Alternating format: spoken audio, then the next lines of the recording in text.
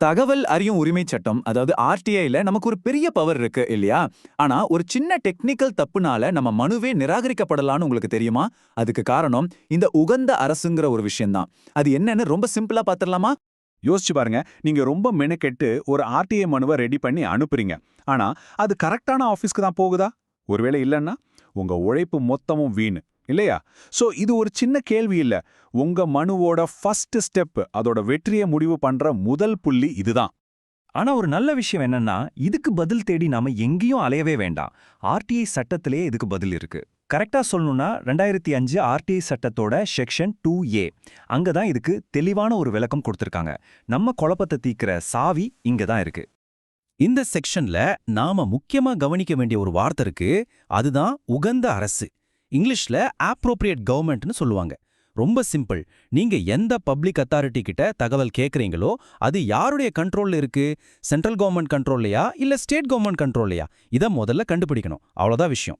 So இந்த definition படி பார்த்தா இந்தியாவில் இருக்கிற எந்த ஒரு பப்ளிக் அத்தாரிட்டியா இருந்தாலும் சரி, அது இந்த ரெண்டுல ஒன்னா தான் இருக்க முடியும். ஒன்னு சென்ட்ரல் இல்லனா ஸ்டேட். ரொம்ப நேரடியான ஒரு வகைப்படுத்தல் தான் இது. இப்ப பாருங்க, ரொம்ப தெளிவா புரியும். ஒரு ஆபீஸ் அது சென்ட்ரல் கவர்மெண்டால உருவாக்கப்பட்டிருந்தாலோ இல்ல அவங்க கண்ட்ரோல்ல இருந்தாலோ, ஏன் அவங்க கிட்ட இருந்து கணிசமான ஃபண்டிங் வாங்கினாலும் கூட அதுக்கு உகந்த அரசு சென்ட்ரல் கவர்மெண்ட் தான். இதே தான் ஸ்டேட் கவர்மெண்ட்டுக்கும். ஸ்டேட் கவர்மெண்டால உருவாக்கப்பட்டா, கட்டுப்படுத்தப்பட்டா இல்ல நிதி உதவி பெற்றா அதுக்கு உகந்த அரசு மாநில அரசு. ரொம்ப சிம்பிளான லாஜிக் தானே? ஓகே, சென்ட்ரல் கவர்மெண்ட் ஸ்டேட் கவர்மெண்ட்னு பிரிச்சாச்சு. இதனால என்னோட ஆர்டிஐ மனுவுக்கு என்ன ஆகப்போகுது? எதுக்கு இந்த ஒரு சின்ன விஷயத்துக்கு இவ்வளோ இம்பார்ட்டன்ஸ் கொடுக்கணும்? நிச்சயமா ஒரு பெரிய காரணம் இருக்கு. அது என்னன்னு பார்ப்போம். இதுக்கு காரணம் ரெண்டு முக்கியமான விஷயங்கள் தான். ஒன்னு ரூல்ஸ், அதாவது விதிமுறைகள். ரெண்டாவது அக்கௌண்டபிலிட்டி, அதாவது யாருக்கு பதில் சொல்லணுங்கிற பொறுப்பு. இந்த ரெண்டும் தான் உங்க ஆர்டிஐ மனுவோட ஃபியூச்சரையே முடிவு பண்ணும். இங்க தான் அசல் விஷயமே இருக்கு. சென்ட்ரல் கவர்மெண்ட்க்குன்னு தனியா ஆர்டிஐ ரூல்ஸ் இருக்கு. அதே மாதிரி ஒவ்வொரு ஸ்டேட் கவர்மெண்ட்டுக்கும் அவங்கவங்க ரூல்ஸ் இருக்கு. அப்ளிகேஷன் ஃபீஸ் எவ்வளோ, அந்த பணத்தை எப்படி கட்டணும், அப்பீல் பண்றதுக்கான ப்ரொசீஜர் என்ன, இப்படி எல்லாமே மாறும். ஒரு சின்ன உதாரணம் சொல்றேன். நீங்க ஒரு ஸ்டேட் கவர்மெண்ட் ஆஃபீஸ்க்கு சென்ட்ரல் கவர்மெண்ட் ரூல்ஸ் படி ஃபீஸ் கட்டிட்டீங்கன்னு வச்சுக்கோங்க, உங்க மனு ரிஜெக்ட் ஆக சான்ஸ் ரொம்ப அதிகம். இப்ப புரியுதா இது எவ்வளவு முக்கியம்னு?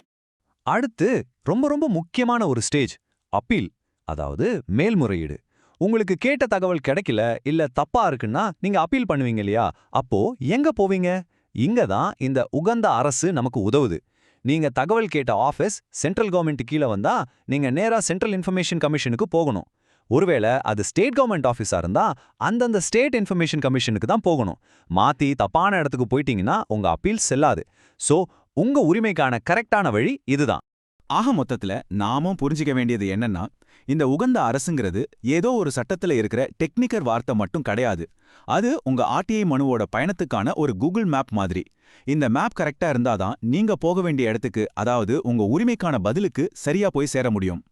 இப்போ உங்களுக்கு உகந்த அரசுனா என்ன, அது ஏன் முக்கியம்னு ஒரு நல்ல ஐடியா கிடைச்சிருக்கும்னு நம்புறேன்.